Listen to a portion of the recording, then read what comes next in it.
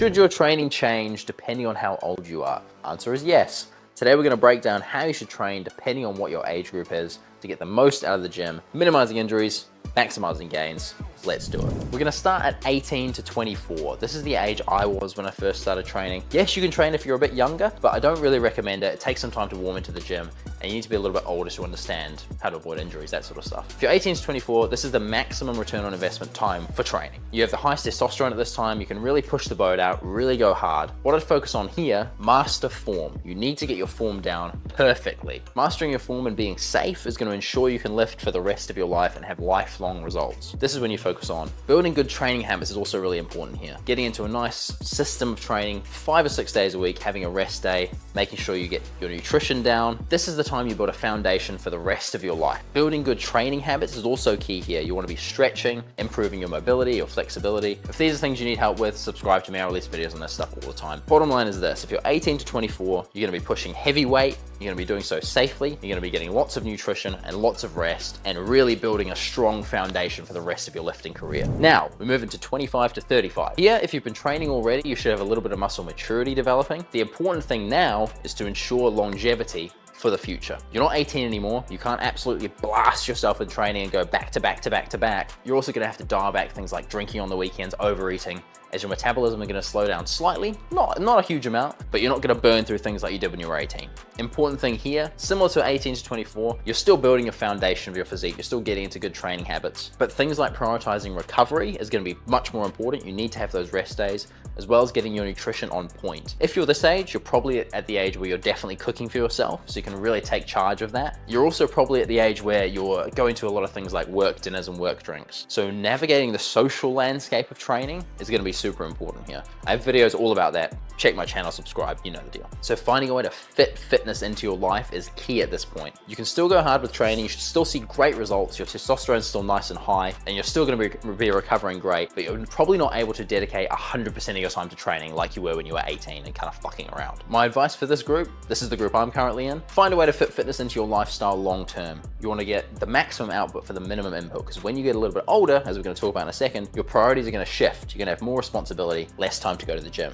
So if you can get in that system now, it's going to be less of a shock when you get a little bit older. Also, build up those good habits in terms of incorporating rest days, warming up, stretching, adding a little bit of cardio to keep your heart nice and healthy. If you can build those habits now, they're going to carry you for the rest of your life, and you're going to really appreciate it. Now we move on to the 35 to 50-year-old group. If you've been training since you were young, you probably know a lot of shit about training, which is fantastic. It's going to really help you maintain your physique throughout the rest of your life. If you're just getting into training at this time, it's important to recognize the difference between the way you should train and the way people like fitness influencers train, right? Stretching, warming up, flexibility, and mobility are super important now. Things like maxing out on exercises or pushing to the point of absolute failure, probably not the best idea. The game now is longevity. You want to do things that are low impact on your joints, and you want to really warm up into movements. Also, if you're in this age group, chances are you have other responsibilities that are more important than the gym. When you're a bit younger, you can sort of be a bit selfish and be like, I'm going to go to the gym and get jacked. When you're 35 to 50, chances are you probably have kids, or you have a career that you value, or a partner that you value. So it's super important that you balance that and fit the gym in when you can without letting it control your life. I always find it especially rich when like a fitness influencer will say, you're just not making time for the gym, when it's like their full-time job is training and filming content, and someone is 45 and has a wife, kids, and runs a business. It's like, gotta be realistic with your time, right? Maybe you drop down your gym sessions to 2 to 3 times a week. Try and get the most out of those times. Even 30 to 45 minutes is better than nothing. Cardio is also a lot more important now. If you can maintain your heart health, things like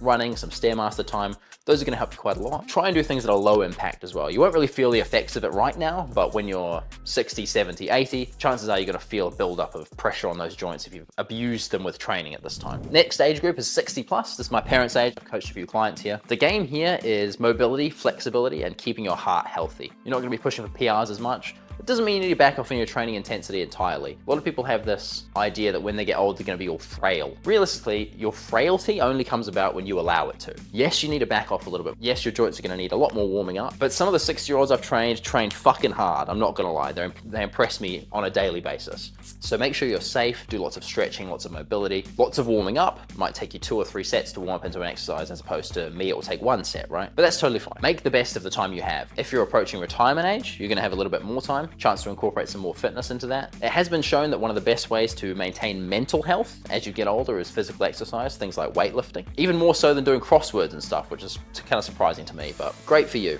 It's also around this time that you should really be listening to your body. You should listen to your body the whole time, but if you're 60 plus and your body is saying, hey, this exercise really hurts, maybe substitute it for something else. It can be a great time to get some sort of personal trainer or a fitness coach just to guide you through and find alternatives to movements you may not know about. But all in all, you can still incorporate health and fitness as a key part of your lifestyle, especially as you start to retire and have a bit more free time. In summary, the principles of training remain the same throughout life. The only things you've got to be aware of are needing additional warm-up time, shifting priorities and responsibilities, and making sure you're staying safe. As you get older, it's just the nature of things. Your joints get a little bit more fragile, so you need to be a bit more gentle with them. That being said, still bring the intensity when you can, and make sure you're getting the most out of your health and fitness, because I promise a healthy training and workout regime is going to improve all aspects of your life, regardless of how old you are. If you got some value from this, you want to see me dive into any more of these age groups more specifically, feel free to subscribe, leave me a comment about that, and I'll see you in the next one.